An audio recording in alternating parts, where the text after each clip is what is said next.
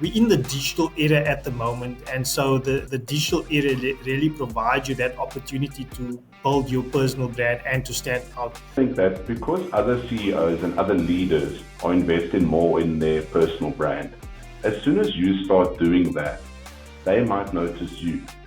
So other CEOs and leaders might start contacting you and vice versa. So the opportunities work both ways. What do you want to be known for? Because you can be a leader in many things. You can be a leader in business, you can be a leader in sports, you can be a leader in certain industries, certain sectors, certain themes. So I think it's important that when you are trying to think about, okay, how do you actually position yourself out there in the market? What do you want to focus on? And you can become a leader in that space. Before we start this podcast, I have one small favor to ask you. Can you please hit the subscribe button down below so that we can help more people every week? Thank you. Welcome to the Right Place podcast, where we learn with you how to build connections that matter, relationships that last, and businesses that thrive. My name is John Watson, and today I'm talking to Rucien Petersen. He's the founder and MD at Spott Media. Rucien, great to talk to you today. Good morning, John. Thank you so much for having me on your podcast, The Right Place. I'm excited to be here. And also, congratulations to you for kicking this concept off and doing great work. So thank you so much for the opportunity. Thanks so much, Rucien. Appreciate that, man. Now, Rucien, you shared recently 5 reasons directors and CEOs should invest in their personal brands on social media. And this post got me really excited. And reason number 1 is it enhances trust and credibility. For me, this is quite obvious, but many don't seem to understand this. Why do you think that is? Yeah, I think that with regards to the personal brand, I think there's first a lack of understanding that you can actually invest in a personal brand. I think we get so caught up in our careers, so caught up in what we want to achieve, that we forget that important element. And so people, they often, and business owners, entrepreneurs, often don't really understand that you can, when you are out there in the market, when you are putting yourself out there via any channels, whether it's digital channels, various online channels, it's really an opportunity to enhance the trust and credibility out there. So the more people see you, the more people then start to get to know you, and then they're like, oh, okay, I kind of get this individual, I kind of understand who they are, and in turn you then start to actually build that trust and credibility with regards to yourself as a person, the credentials that you have and your experience. No, I really like that. I think if your visibility is high and people see you more often, they get a chance to learn about you. They get a chance to see who you are, what you're about. And sometimes it takes time. You're not necessarily going to sign a client after meeting them for 5 minutes. But if they see you on a podcast, they see you on LinkedIn, they see you active, they see you promoting yourself, helping your clients, then they get that warm feeling that this is a person I want to connect with and maybe even do business with. 100%, yeah. And I think that is in the time that we're living in today, it's a real opportunity, especially in the digital era. So one of the things that we started looking at is how do you actually position yourself as an executive in the digital era? So there are so many tools available to you today, but how do you position yourself and build your personal brand using the various tools available to you in the year 2024? So it has changed over years. And yes, it does take a bit of, of individuals to become a bit more comfortable with themselves to actually step out, because that's the other challenge. I think as we've evolved as individuals, the way we grew up, the how we were raised, many of us are also introverts, and we don't often want to put ourselves out there because it's the way we were raised. And so here's this new opportunity, here are all these various tools. And so how do you actually, tap into it to step out, to become a little bit more aware and to create that awareness about yourself out there in the market. So there are a few challenges, and I think that it's also coming from the time from where we were born and how we were raised and how that has evolved over the years into actually stepping into these various tools. No, I think you make a good point there in terms of the generational gap. The younger folk 20, 30-year-olds have grown up on cell phones, the internet. They're very happy to post videos and content and things like that. The slightly older generations, even older than us, they grew up by being the boss and the marketing department took care of everything. But if you think of it, there's no one better to promote a company than the boss or the CEO or the founder. They were there from the start. They know their company inside and out, and they've signed up clients. They're almost the face of the company. But if you just see branding about the company and not the person, you can limit yourself and almost shoot yourself in the foot. Yeah, and and I do agree with you there, and I think another aspect added to it is, there's definitely another step with regards to when you step out is also to be comfortable with who you are as a person. And so in the past, if I think about my past career, when I think about my past experiences, when you look at leaders in certain companies, they are not always the most honest people. They are not always the most trustworthy individuals.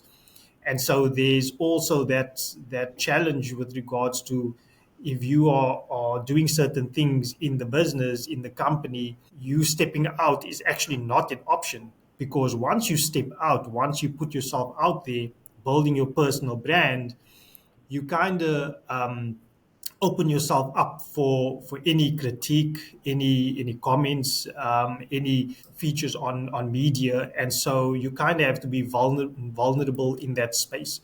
However, if you obviously are not living a life that is honest and trustworthy, then you're actually not going to take that step. And I think that's another angle and another aspect of why many entrepreneurs and executives perhaps also don't take that step, because they're not really truthful enough to the way they're living as people and in their businesses and in their companies. No, that's a good point. I mean, if you've got something to hide, you're not necessarily going to go on social media and broadcast your business or your services or your products.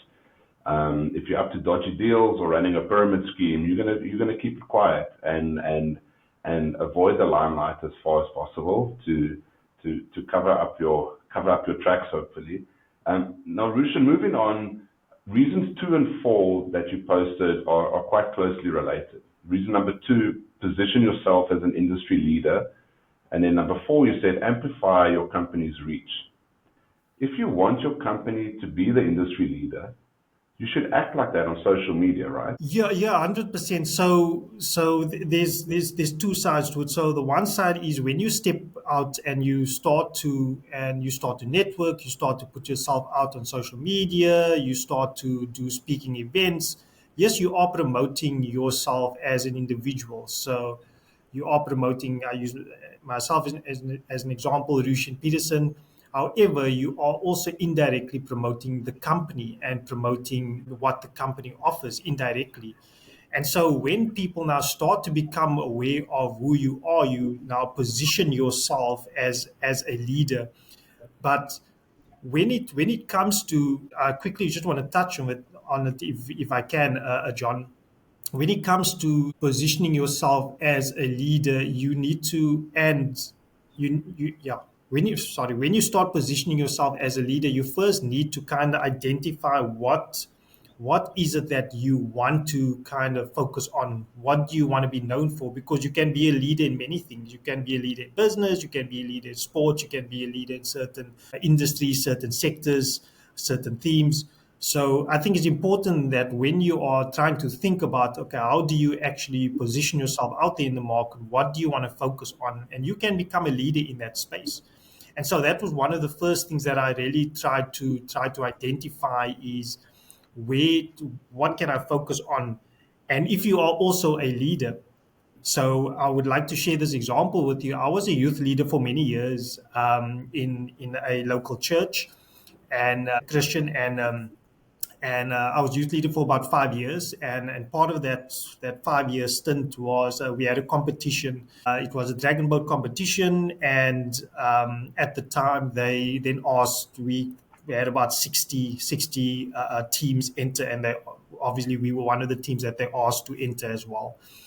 And so our first year, we put this team together from youth and from the area, and then from the congregation, and we then participated in that first year, that first competition. We came we came fourth, if I'm not mistaken. Yeah, we came fourth out of 60 teams. So that was the first year we competed. We then competed again the second year, and we won the competition. So we came first. So we, out of 60 teams, we basically came first. And so when you think about leadership, you often have to, and you think about yourself as a person, you often have to go back into your life and to think about certain elements where you kind of stepped out, where you were a leader in some time or the other. And so there are certain characteristics that you already have where you can kind of build on to become a thought leader in a specific area, whether it is, as I made mention, certain themes, certain topics, etc., industries. So it's an exercise that you actually have to do before stepping out as a leader in your industry to see, okay, where have you played this role before, and how can you develop and grow that? So when you start stepping out and becoming a leader in your industry focused on certain topics, when you are speaking at events, when you are networking at events, and I know you're very prominent in the networking space, and you focus on certain topics, indirectly you start to promote your company's reach. So you start to also speak about your company, because you're going to get that question. Someone is going to ask you, what do you do, or is it your company? How long has the company existed? So indirectly, you actually promote your company. And this is the difference between the personal brand, building the personal brand versus building the company's brand is when you move into these spaces, you're not selling the company.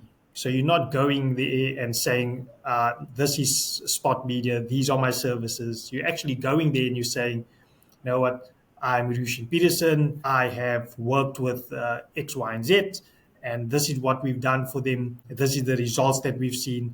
But I'm not going there and actually saying, but this is the company, these are the services that I offer. So I'm speaking about my own experiences promoting my personal brand, and obviously that then opens up the door to then amplify your company's reach, exposure, and to speak about it. No, that's excellent, Rucien. I think you make a valid point there. If you're going to just go to events and talk about the company and be a very hard salesman, you're going to maybe alienate some people. But if you present yourself in a good way as a solution provider, as a valuable person to connect with, to know, and you add value to the conversation, to the event, or whatever, people are going to be attracted to that. People are attracted to people that are positive, that have good values, have a good message to tell. And everyone has those leadership stories from the past that can help people connect with you, exactly like the dragon boat thing that you just mentioned. Maybe you were a sports star. Maybe you were, maybe you've been on a couple of TV shows. Maybe you've written a couple of books. People relate to something like that. And that's part of your persona, and definitely something that you can lean into to attract people to you without doing this hard selling and leaving it up to the marketing team to bombard the airwaves with adverts. Yeah, no, definitely. And it's so true what you're saying. And part of that is the time that you need to take as an individual, as a person, really to think about, okay, so how do you want to position yourself? So it takes a bit of time to think back to your past experiences and what are the various elements that you can tap into when it comes to building your personal brand. So building a personal brand is really not building your personal brand is not okay, I'm thinking of something today and I'm now going to share it immediately. There is actually quite a bit of strategy. There's a lot of planning that actually goes into building a personal brand, believe it or not. So it's not just something that happens automatically. If you look at all around the world, we can even look at sports stars. Let's take Sia Kolisi as an example, because the rugby was now over this past weekend. Sia had to go through a transformational process to build his personal brand as a person. So there was strategy involved, there were people involved, in order to develop him as a person and to kind of position him in a certain way, because he's not the same person he was today 10 years ago or 15 years ago, a very different individual. And that's the same for every other, whether it is the coach, Rassie Erasmus, and every other individual as well, and any industry as well. So it does take planning, it takes strategy, and it's not just something that happens overnight. No, I think you make a very good point there, Rucien. It's not just a case of making a post on social media every now and then. It's about who is the person behind that? Who is the person that can most be associated with this business?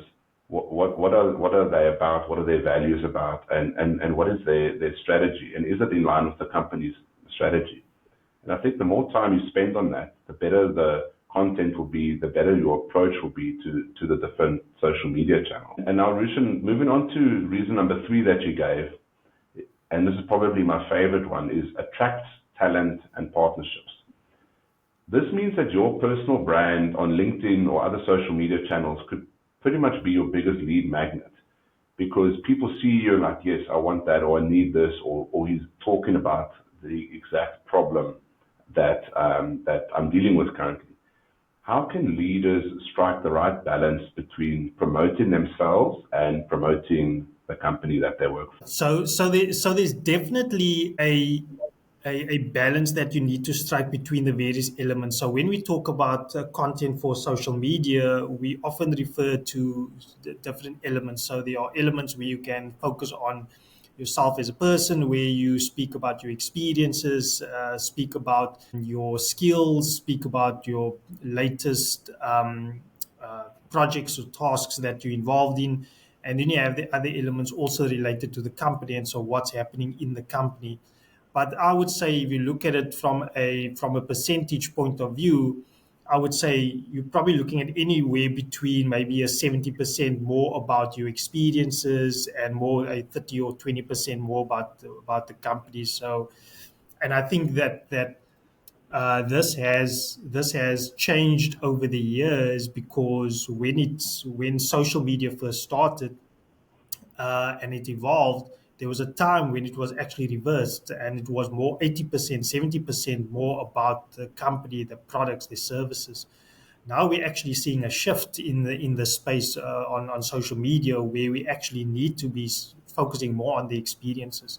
So when it comes to you building your personal brand online, it's more important to share your experience and how you can add value. So this actually happened to me, where I shared so what I do on social media, and I mean, just for your listeners, I mean, I know, John, you know what it is that I do, but I share a lot of my experiences on social media. And so there are 3 various elements that I tap into when it comes to my personal brand itself. So I focus on leadership, I focus on marketing, and then I focus on entrepreneurship. Those are the 3 various elements. And within those 3 elements are various other elements that's related to leadership, marketing, and entrepreneurship. So you will see that my content is always diverse and changes. And so what it came from this, as I was projecting this onto social media, I then started getting opportunities to work with certain clients, because I would actually get inquiries and people would ask, okay, I see you doing this, I would like to know more. Also, when I would then attend networking events, then people will actually, when they speak to me, they say, oh, I see you doing this on LinkedIn. I see you always busy. You're attending this event. You're involved in that. And that actually then sparks the conversation to build a relationship then further down the line. The other side, the other benefit to it was, what I then experienced was that I would also then get asked to partner with other companies. So one of the companies that I partnered with was UWC, University of the Western Cape, where I then got an opportunity to run marketing workshops with them. And it's all because of this positioning and how you put yourself out there online. So the accessing opportunities is definitely a and if using the social media is an effective way for you as you build your personal brand to access opportunities and to build solid relationships with clients indirectly. However, I also want to caution you to say, don't post because you want that. Just post because and share because you want to provide value. You kind of want to help someone else that's maybe on the other side that's watching your content. So there's many benefits that you will derive from it when it comes to putting yourself out there on the platforms. No, you make a great point there, Rucien. And I also think that because other CEOs and other leaders are investing more in their personal brand, as soon as you start doing that, they might notice you. So other CEOs and leaders might start contacting you and vice versa. So the opportunities work both ways. You might become a partner for someone. You might see them on social media. They might see you on social media. And because you're a CEO, you're a founder, you're a director, you've almost got that link to them because they're in the same position as you. So that then accelerates the connection process because, hey, I see what you're about, you see what we're about, we're both CEOs, we're both founders, we might be in the same industry or have complementary offerings. Let's have a chat, let's explore opportunities. But if you're not playing the game, you're not in the game. And those that are playing the game really well are going to reap the benefits there. 100%. And I loved what you just said there now because it reminds me that back in the day when I was in the insurance industry, so believe it or not, but I worked in the insurance industry for 5 years. When we looked at things from a marketing perspective and I'm trying to build a brand, you would realize that when you reach out to marketing companies and marketing agencies, the the playing field, the level of where you were playing at, you never really had the same access to another company or to another partner because of cost.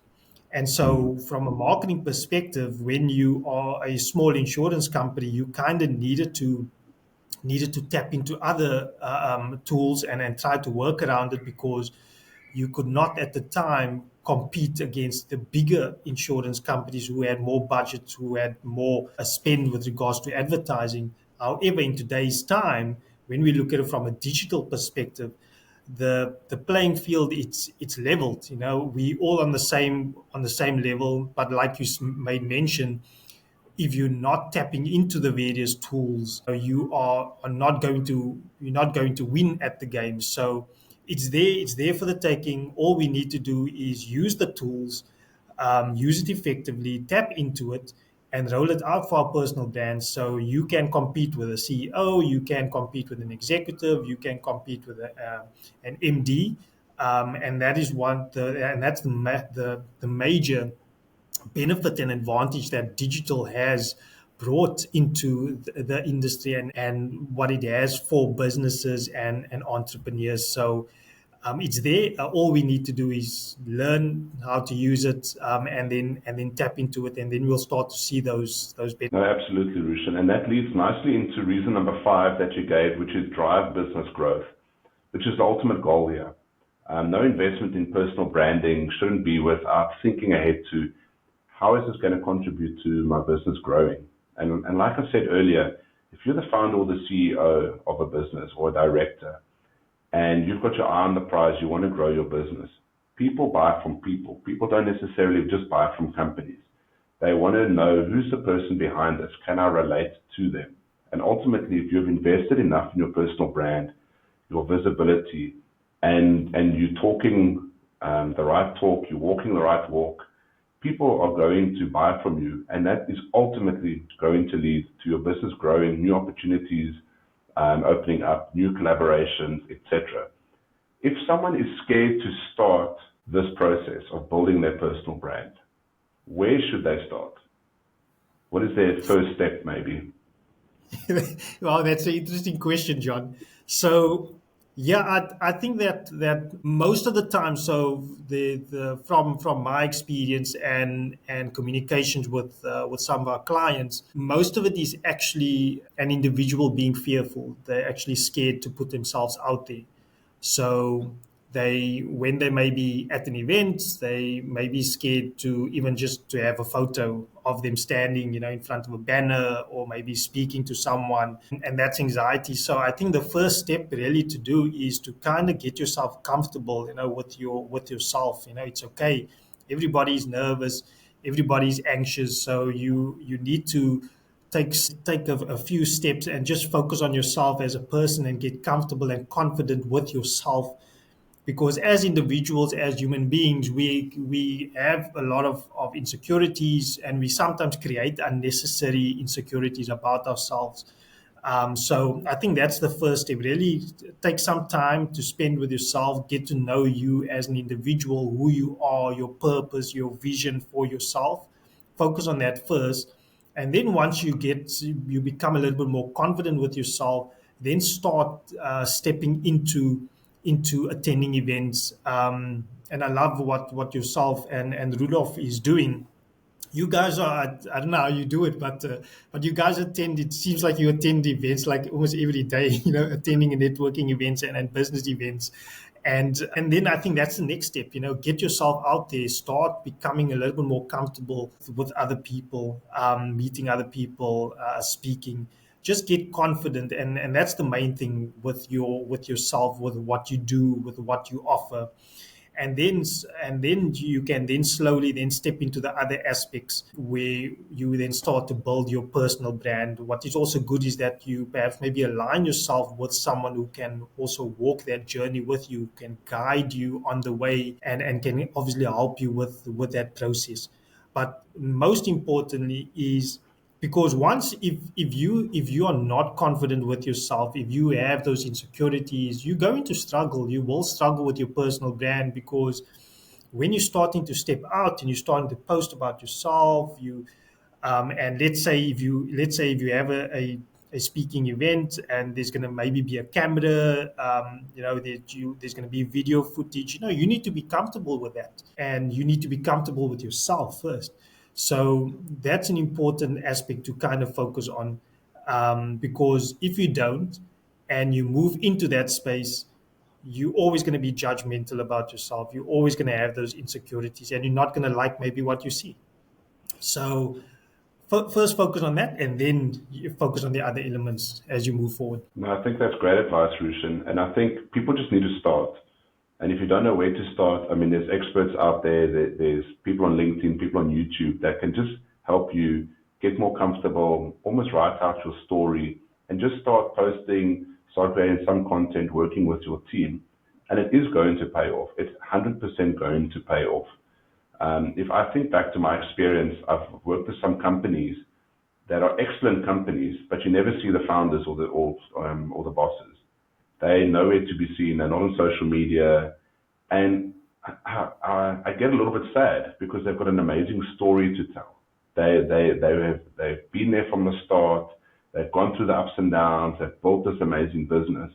And instead of telling me or showing me an advert about what your product or services offer, if there was a photo of the founder or the CEO talking about their journey, how they built this, I can relate to that a lot quicker, because it's a person, it's another human being. It's not just copy on a piece of paper with a nice AI-generated image.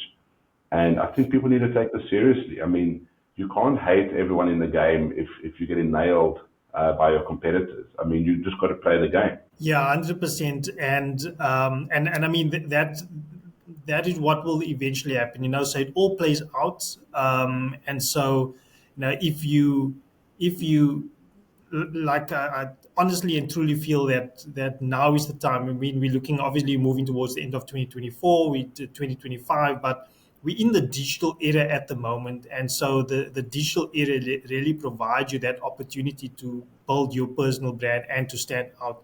And I like what you said with regards to putting yourself out there as the CEO or the individual, because to be honest with you, that's one of the things that I if I have a challenge, if I have a problem that I need to solve, I want to speak to someone who's in charge. I want to speak to someone who can solve it. And if there's maybe an issue with the right place, then I know, okay, John. I know John is the founder of it. I can go speak to John and he'll solve it.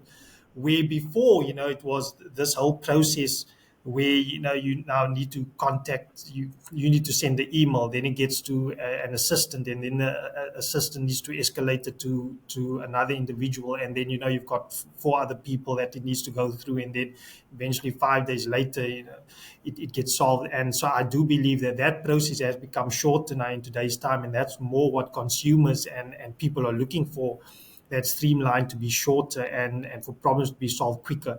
And so if you can position yourself and put yourself out there, you will become that individual where people will then email or contact. If they have a problem, they know they can contact you because you have put yourself out there. They know your face, they know who you are. And ultimately, these are all things that then adds to that credibility, to that trust, to that loyalty, to broadening your company's reach. It drives business growth. That whole process, then encapsulates everything else.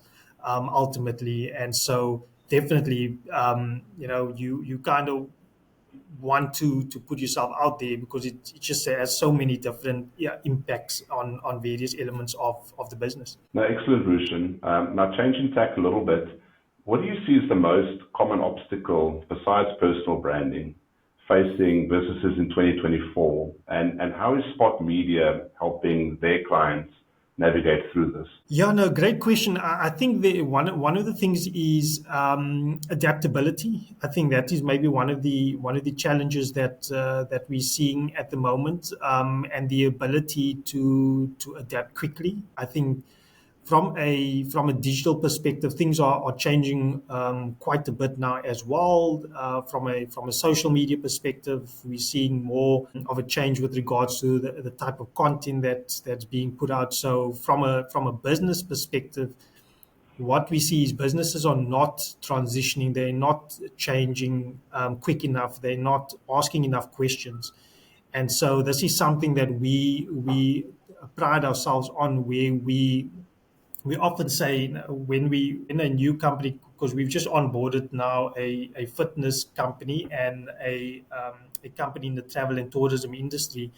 And so what we say in the beginning is let's focus on we have content, we've got a plan, we have a strategy that we're wanting to roll out, but we don't want to make too many changes in the beginning. So let's roll it out for the next few months.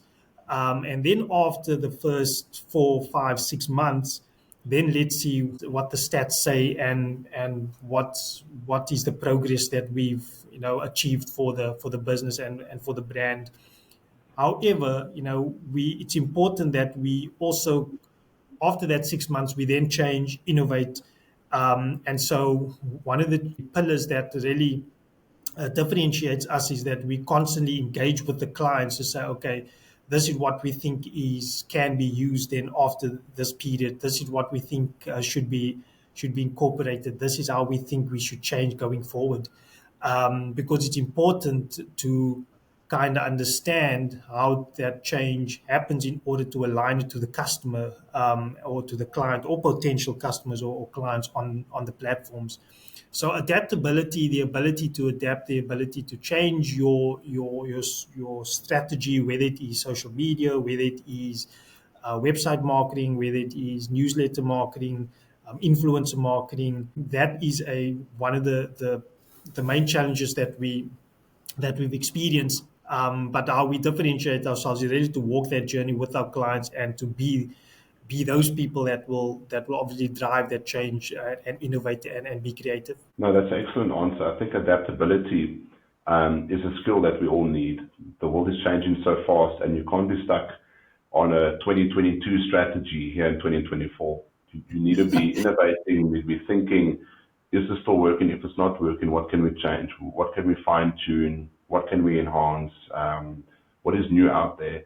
And now, Rucien, I want to ask, in terms of digital marketing, what are some of the innovations that you are most excited about? Wow. So, yeah, I think that I think AI is definitely something that is bringing a different way to create content. Is bringing a different way to plan. Bringing a different way to enhance your processes.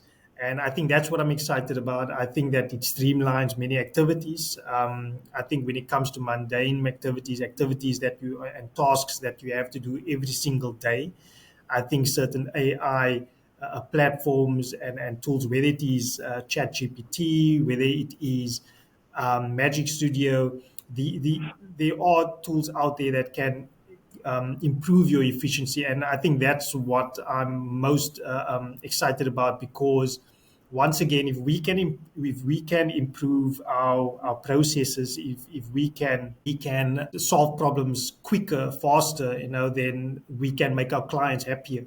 And that's ultimately what we want to do. So how do we streamline? How do we create efficiency for the clients, and obviously produce products and services quicker for them based on their needs and their wants? So I think that's one of the things I'm excited about the most with regards to AI. I think there are many things that I'm not excited about with regards to AI, with some of the technology and invasion of privacy and things like that, that we need to talk about at a later stage. But I think that it's definitely something that's going to help us with regards to, and not only our business, but I mean all businesses out there, with regards to enhancing what they already offer. Excellent, Rucien. I appreciate that. Yeah, there is some scary things definitely happening out there. Now, Rucien, let's talk about marketing overall. In your decade and a half experience in the marketing space, what core values and principles have remained consistent and are go-tos for you in terms of your approach? Yeah, I think importantly, I think one of the important ones is understanding the client and the customer. I think that's important. I think that has always remained a fundamental element, a part of marketing for me over the years, since I've started Spott Media. And then also worked in the corporate space. I think that is something that's remained constant and will continue to remain in years to come. Really understanding your customer, understanding who they are, and trying to meet them, based on their needs and their wants. I think the protection of information and client information is something that's important to me and important to our clients. When it comes to marketing, you can obviously, you set up, when it comes to running Facebook ads, ad campaigns online, there's a lot of confidential information that you gain access to. And so, protecting that information from a marketing perspective is important. How do you make sure that it's not leaked? How do you make sure that you don't invade or it's shared with third parties? So I think those are one or two aspects that has been fundamentally important. I think another one is this constant need to learn and to develop. And so I'm part of the Stellenbosch Business School Small Business Academy program this year, and many people have come up to me and have asked me, why have you done this? I mean, you have a marketing qualification, you have other qualifications, etc. And I just said it's because I'm wanting to learn. I don't believe that I know everything, and so continuous learning for me is an important element. And within the marketing space, you can attest to this, John. I mean, things are changing all the time, and so it's a great space to be in, an exciting space. But it is important for us as leaders that we continue to keep up to date with the changes and what is happening in the marketing industry. Because if we are up to date, if we understand what's going on, we can then provide value and assist our clients and customers with regards to what it is that we know, and we can enhance the experiences. No, excellent, Rucien. Rucien, I really appreciate your time today. I've learned a lot from you. I think it's been a great discussion on personal branding. We'd like to end all of our conversations here on the Right Place podcast by asking our guests the same question. which is Rucien, here in 2024, are you in the right place?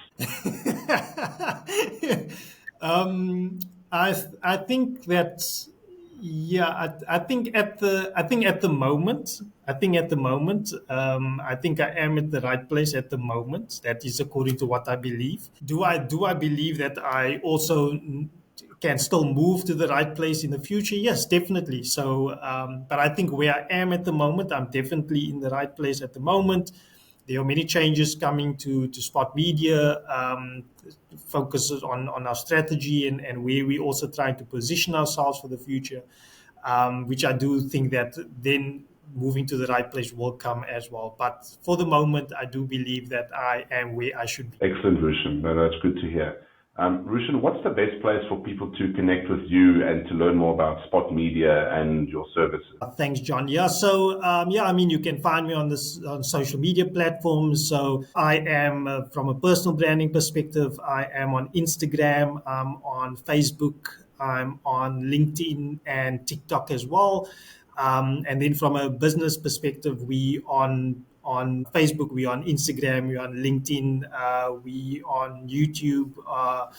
We've got a small a TikTok account as well. So yeah, so we're on most of the social media platforms. Excellent, Rucien. Thank you so much. I really appreciate your time.